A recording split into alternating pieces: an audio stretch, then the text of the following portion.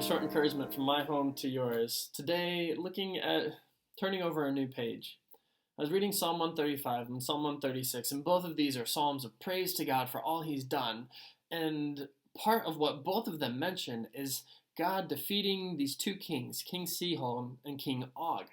And those are names that I didn't recognize. Those aren't ones that I think about a lot of time. There's also a Pharaoh mentioned. Oh yeah, I know the story of Pharaoh. But I wanted to look at these because what made them interesting enough to mention and to mention successively in two different psalms.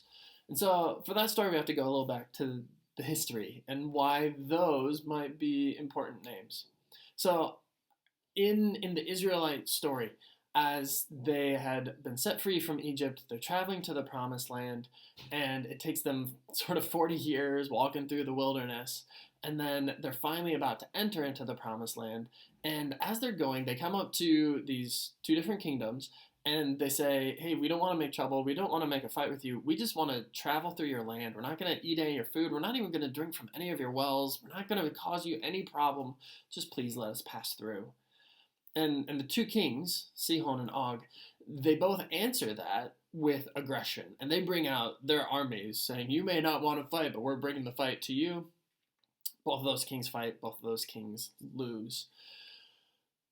But why is their story of special note to bring up? A few points that I think are worthwhile. Because these, I mean, when you read through the story, they're not the first fights that have happened with the Israelite people, but when we read Deuteronomy chapter 3, it gives us a little more of the context, and it is a first fight in some ways. So when the people had left Egypt, you have young, old, all the way going through, and we're told that right before King Sihon and Og, all of the fighting men from that original generation that came out had died off, and so you have this new generation. They're the ones who've been raised in the wilderness. You have these wilderness people who, I mean, they've seen some fights, they've been around it, but they weren't the fighting men at the time when they first came out. And so for them, in a way, it's this new chapter. It's this first fight that they're coming into after 38, 40 years of going around in the wilderness. And so for them, in a way, it is this new moment and seeing God protect them and take care of them and give them a victory. So part of it's that looking forward, but there is an element of the old that's there. Moses had been leading the people all the way up to this point, and Moses was still around for these battles.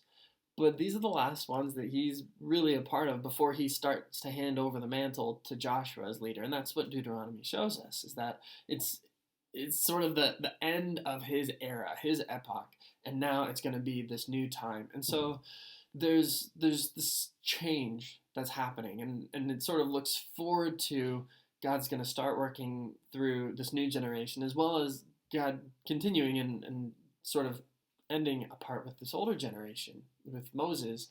And there's one other part to it. These lands that they then now have conquered after this fight start to become the homelands for some of the Israelites, 2.5 tribes. And so for them, it's, we're now just starting to see, we're not really into the promised land that God had said yet, but we are into the place where now some of us are starting to make our homes. We're just on the cusp, on the very precipice, on the beginning of this new journey, and beginning to see more of God's promises fulfilled that we've been hopeful for, that we've been looking for.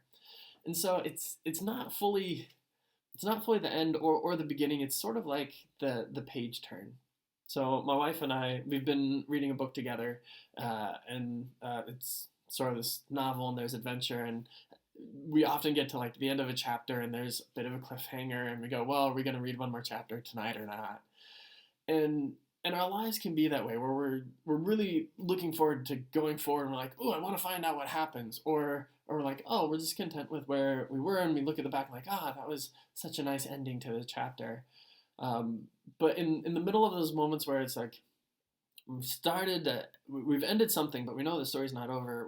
We're beginning another part, and we know that the story's going to go further, but sort of in the middle of that page turn, what do you do? And when I look at what's happening around the world, and with Corona and lockdowns starting to ease somewhat, it feels a bit like we're in that page turn where we're not fully done with everything, but we're not fully starting something new, but we know we're getting towards that. My encouragement to you is like these Psalms have, to praise God in those moments, both to trust Him with the page turn, but also to credit Him for the good things that happen in that.